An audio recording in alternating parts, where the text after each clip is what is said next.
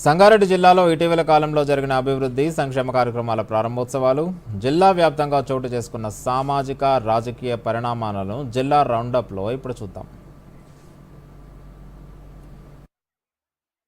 భూ సమస్యల పరిష్కారం విషయంలో రెవెన్యూ అధికారులు నిర్లక్ష్యం వహిస్తే సహించేది లేదని దేవాదాయ అటవీ శాఖ మంత్రి కొండా సురేఖ హెచ్చరించారు. సంగారెడ్డి జిల్లా హత్నూర్ మండలం దౌలతాబాద్లో భూభారతి చట్టంపై ఏర్పాటు చేసిన అవగాహన సదస్సులో మంత్రి మాట్లాడారు. భూ సమస్యల పరిష్కారమే లక్ష్యంగా ప్రభుత్వం భూభారతి చట్టాన్ని తీసుకొచ్చిందని, 100% భూముల సమస్యల పరిష్కారం కోసం ఈ చట్టం పనిచేస్తుందన్నారు. సంగారెడ్డి జిల్లా ఆందోళనలో వడ్ల కొనుగోలు కేంద్రాన్ని మంత్రి దామోదర రాజనరసింహ ప్రారంభించారు. ఈ సందర్భంగా మంత్రి మాట్లాడుతూ, మహిళా సంఘాల ద్వారా కొనుగోలు సెంటర్లు నడుపుతున్నామని, ప్రతి ఎకరానికి సాగునీరు అందిస్తున్నామని, రైతుల ఆదాయం పెంచేలా తమ ప్రభుత్వం సన్నవడ్లకు క్వింటాల్కు 500 రూపాయల బోనస్ ఇస్తున్నామన్నారు. మరో కార్యక్రమంలో సంగారెడ్డి నియోజకవర్గంలోని లబ్ధిదారులకు కళ్యాణ లక్ష్మి, షాదీ ముబారక్ చెక్కులను మంత్రి అందజేశారు. పేదలు ఆర్థికంగా, రాజకీయంగా బలోపేతం కావాలన్నదే కాంగ్రెస్ ప్రభుత్వ లక్ష్యమన్నారు.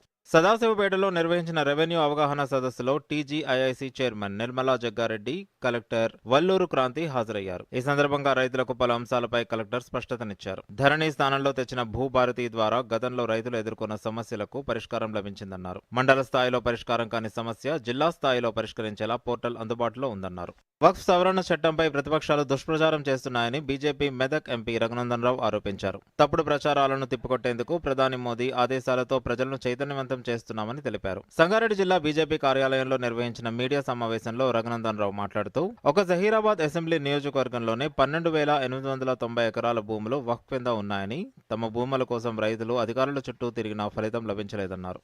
సంగారెడ్డి జిల్లా జహీరాబాద్ పట్టణంలో కాంగ్రెస్ పార్టీ ఆధ్వర్యంలో రాజ్యాంగ పరిరక్షణ పాదయాత్ర నిర్వహించారు. ఏఐసీసీ పిలుపు మేరకు నిర్వహించిన ఈ పాదయాత్రలో టీజీఐఐసి చైర్మన్ నిర్మలా జగ్గారెడ్డి, మాజీ మంత్రి చంద్రశేఖర్, సెట్విన్ చైర్మన్ గిరిధర్ రెడ్డి తదితరులు పాల్గొని భారత రాజ్యాంగాన్ని రక్షించుకుందాం అంటూ నినదించారు. ఈ సందర్భంగా నిర్మలా జగ్గారెడ్డి, చంద్రశేఖర్ మాట్లాడుతూ, భారత రాజ్యాంగ పరిరక్షణకు కాంగ్రెస్ పార్టీ కట్టుబడి ఉందన్నారు.